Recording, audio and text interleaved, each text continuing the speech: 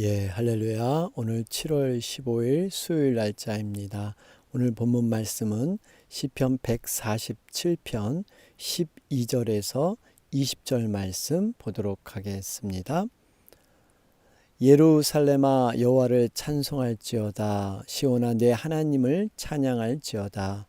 그가 내 문빗장을 견고히 하시고 내 가운데 있는 너의 자녀들에게 복을 주셨으며 내 경내를 평안하게 하시고 아름다운 말로 너를 배불리시며 그의 명령을 땅에 보내시니 그의 말씀이 속히 달리는도다.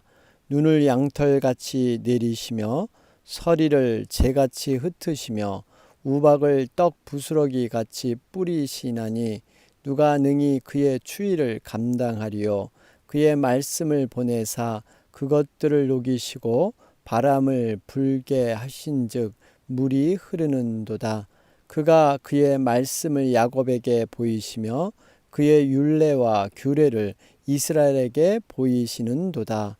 그는 어느 민족에게도 이와 같이 행하지 아니하셨나니 그들은 그의 법도를 알지 못하였도다. 할렐루야. 아멘. 우리 이어서 147편 우리 묵상 가운데 있습니다. 여러분 어제 우리 시작을 했죠. 147편 말씀은 감사 예배 시에 해당이 됩니다. 특별히 여호와를 찬양하라 하는 것을 세 번에 걸쳐서 촉구하고 있죠. 1절에 보면 할렐루야 우리 하나님을 찬양하는 일이 선함이여 찬송하는 일이 아름답고 마땅하도다. 7절에 보면 감사함으로 여호와께 노래하며 수금으로 하나님께 찬양할지어다. 12절에 보면 예루살렘아 여호와를 찬송할지어다. 시온아 내 하나님을 찬양할지어다.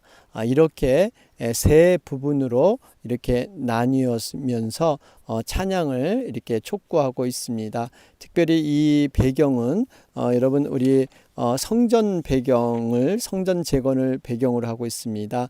바벨론 포로에서 돌아와서 느헤미야 시대에 완공된 성전 재건을 마치고 노래하는 모습이죠. 2절에 보면 예루살렘을 세우시며 그랬어요. 또 오늘 말씀 13절에 보면 그가 내 문빗장을 견고히 하시고 여러분 성전 재건과 관련이 되어 있습니다. 특별히 어제의 말씀을 통해서 정말 하나님께서는 우리를 때로는 흩으시고 여러 가지 고난의 상황 가운데 우리를 이렇게 밀어넣기도 하시지만 반드시 그것이 우리가 망하는 것이 아니라 그를 통해서 연단받고 정금처럼 우리의 신앙이 단련되게 하시기 위해서 반드시 하나님은 어제 3절 말씀처럼 상심한 자들을 고치시고 그 상처를 반드시 싸매어 주실 줄로 믿습니다. 그래서 이 하나님께서는 정말 별들의 수요를 세시고 이름을 다 부르신다 그랬어요. 여러분 우리를 그렇게 세밀히 하나님께서 보호하시고 인도하신다는 의미가 있습니다. 여러분 무려 이 태양계 우리가 사는 이 태양계도 사실 인간이 다 헤아릴 수 없는데 이 태양계와 같은 곳이 무려 6천억 개 이상 된다 그러죠. 여러분 얼마나 많은 수요를 하나님은 기억하시고 인도하시는가. 특별히 이렇게 시인이 노래하고 하나님 앞에 찬송 올리는 것은 정말 어려운 그러한 모든 과정을 다 이겨낸 후에 그들이 이렇게 고백하고 있다는 겁니다. 여러분 성전을 재건하는 그 과정 얼마나 힘들었던지 낮에는 하루 종일 일하고 밤에는 또 밤새도록 보초를 쓰면서 이 성전을 파수해야 했던 이러한 모습 그 이후에 감격과 기쁨을 하나님 앞에 찬양으로 고백하고 있습니다. 정말 우리가 하나님 앞에 이러한 아름다운 모습 다시 한번 기억하면서 우리 각자에게 얼마나 정말 이 찬송이 하나님 앞에 영광인가 하는 것을 돌아보았습니다. 자, 그러면서 오늘 이어지는 말씀 우리 12절에도 여전히 찬송하라 찬양할지라도 시작합니다. 자, 그러면서 여러분 13절 14절 말씀을 보면 그가 내 문빗장을 견고히 하시고 여러분 문빗장이 뭡니까? 문이 열리지 않도록 고정시키는 막대기. 우리가 옛날 어떤 그 사극이나 옛날 집을 보면 이렇게 대문이 어떠한 경과 막대기로 이렇게 가로로 막게 되죠. 문을 못 열게 하는 기능입니다. 여러분, 이 문빗장은 굉장히 이 당시 때 중요한 의미가 있어요. 왜냐하면 그 당시 때 전쟁은 성을 빼앗는 것이 전쟁하는 것의 주된 내용이었죠. 그래서 성을 빼앗기고 안 뺏기는 것, 이것이 이기고 지는 것이었습니다. 그런데 여러분, 성을 함락시킬 때 성문을 뚫을 수 있는 것은요, 이 문을 통해서. 그래서 여러분, 이제 아주 큰 무게 있는 그러한 이런 그 나무를 이용하든지 어떤 쇠를 이용해서 이 성벽의 문을 갖다가 이렇게 치게 되죠. 그래서 이 문이 열려서 이제 군사들이 들어가서 싸움을 합니다. 그렇지 않으면 이렇게 사다리를 이용해서 성벽을 기어 올라가게 되는데, 여러분, 이것은 굉장한 심각한 피해를 입을 수가 있습니다. 그렇기 때문에 이 전쟁에 있어서 문빗장이 얼마나 견고하느냐가 거의 승패를 좌우할 만큼 그 성을 지키는 그만큼 중요한 것이다 하는 것을 볼 수가 있습니다. 그런데요, 여러분, 인간적인 아무리 난공불락의 요새도 여전히 함락되는 것을 우리는 알 수가 있습니다. 여러분, 여리고성을 보세요. 결국 무너지게 되지 않습니까? 또 난공불락의 예루살렘도 여러분 무너지게 됩니다. 여리고성이 얘기가 나와서 얘기지만, 여러분, 여리고성은 과학자들이 실제로 정말 그 믿음을 통해서 이렇게 그 주위를 돌았을 때 여러분, 그 함성, 일제해지는 함성을 통해서 이 여리고성이 무너졌다는 것을 과학자들이 실제로 증명을 해내었습니다. 여리고성은 두 개의 벽이 이렇게 견고하게 서 있었죠. 기생나합인데 그 사이에 예전에 이렇게 거하게 되는 이런 일화가 있는데, 여러분, 그 이 여리고성이 무너지는 그 모습을 보면 돌이, 여러분, 이 밖에서 공격을 해서 뭐 밖에서 밀거나 이랬다면 그 돌이 이 밖에서 안으로 이렇게 넘어지는 것이 맞죠. 그런데 이 그 역사학자들, 이런 고대 고고학자들이 연구한 결과는 주춧돌을 세우고 돌이 미끄러지는 각도, 여러분, 이렇게 돌이 네모 반듯한데 이렇게 넘어질 때 어떤 힘을, 하중을 한쪽으로 받아서 그 한쪽이 더 마모가 되고 더 이렇게 긁히는 걸 볼 수가 있죠. 그런데 그 넘어지는 것을 이렇게 봤을 때 일제히 안에서 밖으로 넘어졌다는 거예요. 여러분, 어떻게 보면 여리고성에 있는 안에 있는 사람이 자기의 벽을 이렇게 밖으로 밀었겠습니까? 아닙니다. 여러분, 이것은 하나님의 놀라우신 능력을 통해서 바로 스스로 이 여리고성이 무너지는 결과들, 또 하나의 과학적인 부분은요, 공명이라는 겁니다. 여러분, 어떠한 그 유리병이나 이런 것들이 어떠한 음파를 통해서 정확한 그 진동이 그것이 맞아지면 그게 스스로 깨지는 것. 실제로 어떤 다리, 영국에 또 미국에서도 일어난 일이었죠. 정말 이 현수교로 유명했던 이 다리, 아주 강한 바람이 불어도 끄떡없는 현수교의 다리를 졌는데, 거기에 군인들이 이렇게 많은 군인들이 이렇게 그 행렬을 하면서 걷는데 그 다리가 무너지는 그런 일이 있었어요. 그래서 결과를 알아봤더니 그 다리는 강한 바람엔 견딜 수 있지만 일정한 음파 때 어떠한 진동에는 견딜 수 없는 균열이 일어나는 것을 발견을 했습니다. 여러분, 이것은 결코 어떤 이게 신화적으로 가정된 얘기가 아니라 과학적으로, 그러니까 이 여리고성이 그들의 일제의 함성, 그 공명을 통해서 충분히 넘어지고 무너질 수 있다 하는 것이 과학자들의 얘기입니다. 여러분, 그렇기 때문에 하나님의 말씀에 일어난 역사적인 것들은요, 허구가 아닙니다. 신화적인 내용이 아니라 분명히 역사적인 사실로 진리의 말씀인 줄로 믿습니다. 어쨌든 간에 이 여리고성과 예루살렘, 여러분, 예루살렘은 800m 이상 되는 높은 그런 산성이죠.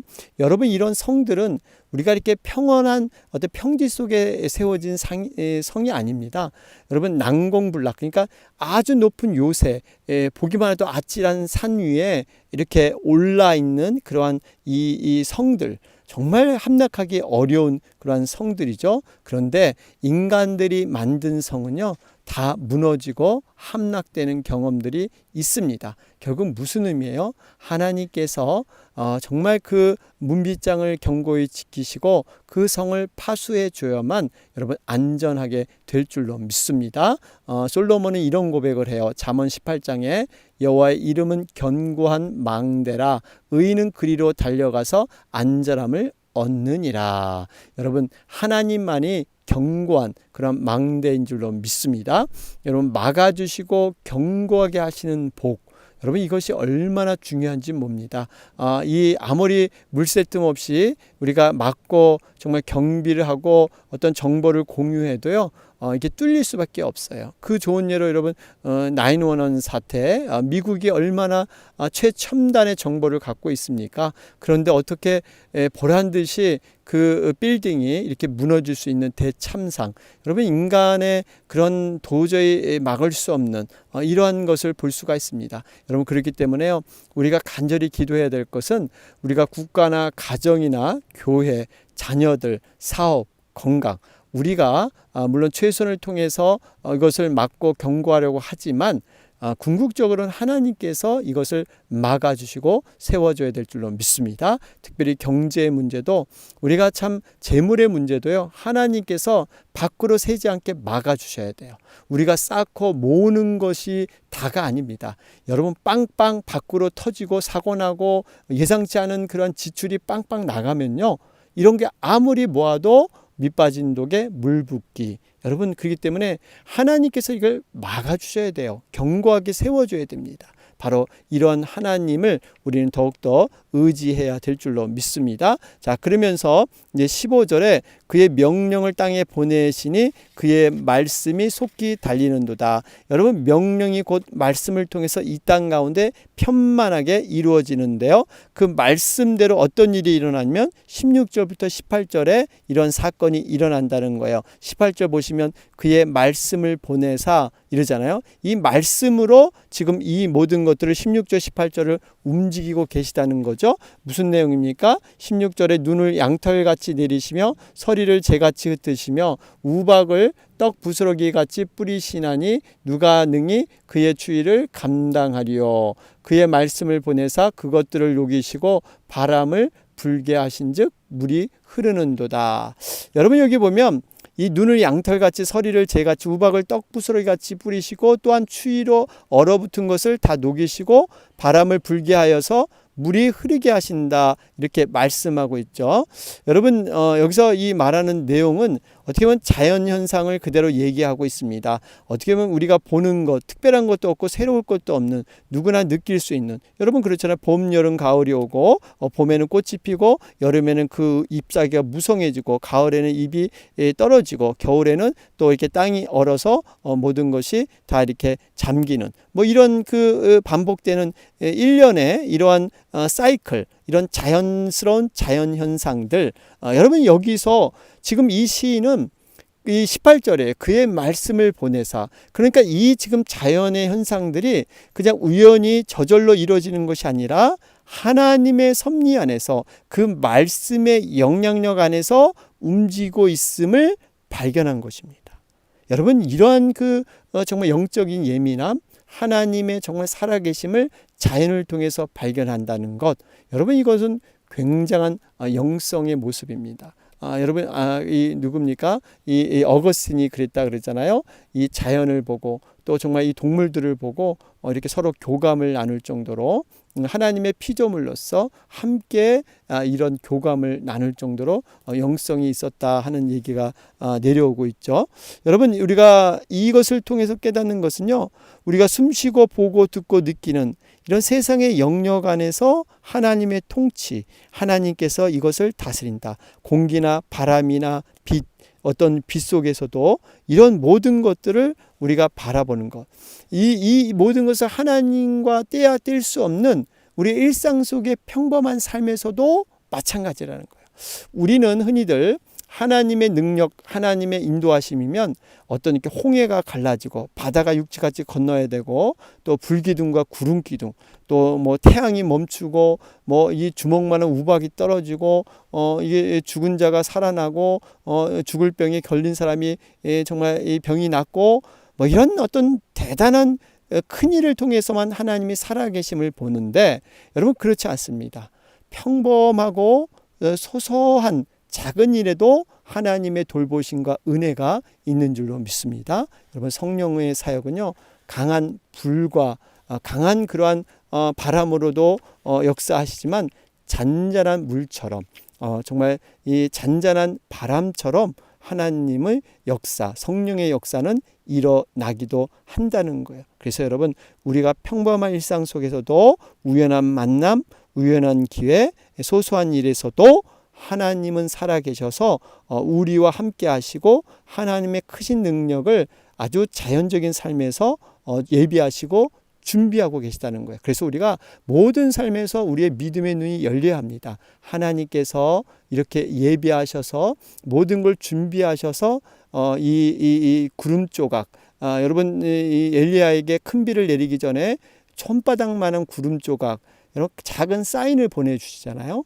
그걸 통해서 큰 비를 보게 하는 것이 엘리야의 영적인 눈이었고 분별력이었습니다. 우리도 이 작은 평범한 그런 삶 속에서 하나님의 인도함을 예비함을 발견하는 것, 여러분 이것이 성령에 충만한 사람인 줄로 믿습니다. 아람 장군 나아만을 보세요. 계집종에게 그 구원의 소식이 달려올 줄 누가 알았겠어요. 이것은 물론 하나님께서 아람 군대를 이스라엘 백성들에게 이기게 해서 거기서 이제 이렇게 포로로 계집종을 잡아오게 되죠. 그런데 하찮은 계집종, 그 아내의 몸종이었는데 그 계집종에게 구원의 그런 놀라운 복음의 소식이 이 여인에게 갖고 있는 비밀로 있을 줄 누가 알았겠어요. 요단강에 7번 몸을 담가서 바로 문둥병이 낫게 되는. 여러분 이걸 보면 아주 하나님께서는 은혜를 가까운 곳에서 사소한 곳에서도 하나님은 준비하시고 예비하신 줄로 믿습니다. 자, 그런 가운데 19절 말씀, 여러분 19절 말씀에서 분위기가 좀 바뀌죠. 그가 그의 말씀을 야곱에게 보이시며 그의 율례와 규례를 이스라엘에게 보이시는도다. 지금 여기 우리 16절, 17절, 18절은 일반적인 자연의 계시, 일반 은총이라 그러죠. 모든 사람이 느끼고 공감할 수 있는 거라면 이 19절 말씀은 특별한 자에게, 야곱에게 또 이스라엘에게 보이시는도다. 여러분 이것은 특별 계시입니다. 하나님은 일반 은총과 특별 계시 두 가지를 다 사용하셔서 하나님의 그 놀라운 능력과 살아계심을 증거하고 계시는데 바로 이런 의미예요. 특별히 야곱과 이스라엘은 하나님께서 이 작은 민족을 택하셔서 특별한 은총을 베푸신 것을 말씀하시죠. 진리의 말씀을 보이시고 계시하는 부분, 바로 이 구약 성경의 핵심이기도 합니다. 여러분 이 놀라운 기사와 이적을 베푸셔서 전능하심을 하나님은 이 이스라엘 백성에게 특별하게 나타나셨어요. 그러니까 이스라엘 백성들이 작고 연약한 참으로 보잘것없는 민족이지만 하나님이 택하셔서 특별한 은혜를 주셨다는 거예요. 여러분 그 십계명의 사건이 바로 그 한 예지 않습니까? 여러분 근데 여기에는요 하나님의 특별한 은혜를 받으면 하나님의 특별한 의무와 하나님에 대한 책임도 우리가 함께 돌아봐야 된다는 겁니다. 여러분 갚을 수 없는 은혜를 입은 자는요 하나님 앞에 합당한 삶을 살려고 더 노력해야 됩니다. 은혜가 많을수록, 은혜가 많다는 건 뭡니까? 하나님을 더 깊이 체험했다는 거예요. 하나님의 정말 그 놀라운 영적 세계를 깊이 알았다는 겁니다. 그 아는 것이 단순히 내가 알고 깨닫고 경험한 것으로 끝나서는 안 되고 그것이 은혜의 축복의 통로로, 여러분 우리를 왜 알게 하셨을까요? 왜 우리를 구원시켰습니까? 우리만 구원되는 게 아니라 우리를 통해서 하나님은 분명히 하고자 하시는 계획이 있으신 거예요. 그것이 바로 우리가 축복의 통로로 사용되는 거야 될 줄로 믿습니다. 여러분 그래서 은혜는 받은 만큼 내가 하나님 앞에 택한 그 놀라운 계시, 그 특권만큼 우리가 흘려보내는 것. 그런데 안타까운 것은 이스라엘 백성들이 여러분 하나님이 주신 그런 분깃, 그 은혜를 가지고 여러분 오히려 타락한 데 쓰잖아요. 금송아지 사건이 그 좋은 예 아닙니까? 하나님께서 애굽에서 나올 때 빈손 들지 않고 정말 금은 것을 가져올 수 있도록 이렇게 하셨는데, 그것은 결국 성막을 이렇게 지을 때 성물, 하나님께 드리는 귀한 기물을 만들 수 있도록 은혜를 주셨건만, 그들은 자기 눈에 보이는 정말 자기가 만족할 하나님을 만드는데 금송아지로 그 금을 사용하게 됩니다. 이것은 하나님이 주신 은혜를 자신을 위한 만족을 위한 타락을 위해서 사용했던 이런 엉뚱한 것을 볼 수가 있죠. 여러분, 우리에게도 하나님께서 정말 남에게 주지 않는 놀라운 은혜들을 주셨습니다. 여러분, 그 은혜를 잘 사용해야 돼요. 그 은혜를 받은 자는, 깨달은 자는 하나님 앞에 정말 더 요구되는 이러한 헌신의 모습, 하나님 앞에 그런 모습이 있다는 겁니다. 형제들아, 너희가 자유를 위하여 부르심을 입었으나 그러나 그 자유로 육체의 기회를 삼지 말고 오직 사랑으로 서로 종노릇하라. 그러죠? 여러분, 결국 우리가 이 생명을 살려서 정말 이렇게 하나님이 살게 했는데 그 생명을 가지고 타락하고 죄 짓는데 자기의 생명을 사용할 수는 없죠. 여러분, 그 의미들을 우리가 생각해 볼 때 은혜와 구원, 그만큼 크게 우리가 깨닫고 느끼면 하나님 앞에 그것을 더 값지게 돌려드려야 된다라는 것을 보게 됩니다. 자, 그러면서 20절 말씀, 결론의 말씀입니다. 그는 어느 민족에게도 이와 같이 행하지 아니하셨나니 그들은 그의 법도를 알지 못하였도다. 할렐루야. 그렇죠? 여러분, 보니까 어느 민족에게도, 이스라엘 백성들 이렇게 보여준 이건요, 아무에게나 한 게 아니에요. 야곱과 이스라엘에게 하나님의 율례와 규례를 보여줬다는 것은요, 정말 아무에게나 한 것이 아닙니다. 모세는 신명기 4장에 보면 이런 고백을 해요. 어떤 신이 와서 시험과 이적과 기사와 전쟁과 강한 손과 편팔과 크게 두려운 일로 한 민족을 다른 민족에게 인도하여 낸 일이 있느냐. 결국 이건 뭐냐면, 이스라엘 백성을 특별히 하나님이 은혜를 주셔서 여러 가지 이적과 기사와 이 전쟁의 강한 팔로서 그런 놀라운 경험을 하게 하셨다는 겁니다. 정말 자격 없는 자에게 부어주는 특별한 은혜. 여러분, 이것을 깨닫는 자는요, 하나 앞에 더 겸손하게 됩니다. 내가 이걸 가지고 우월하다, 특권을 가진다. 여러분, 이게 이스라엘 백성들의 결국 무너질 수밖에 없는 이런 모습이었죠. 그들은 이것을 통해서 정말 더 겸손해지고 축복의 통로로 서야 되는데, 자기들이 우월해서 하나님 앞에 특권을 받은 것처럼 이렇게 교만해졌다는 것이죠.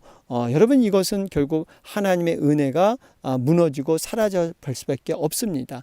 여러분, 이 부분을 우리는 깊이 인식해야 됩니다. 내가 하나님 앞에 특별한 은혜를 받았다면 더 겸손해지면서 그 은혜를 흘려보내는 것, 여러분, 이것이 하나님이 진실이 원하는 그런 우리들의 모습인 것입니다.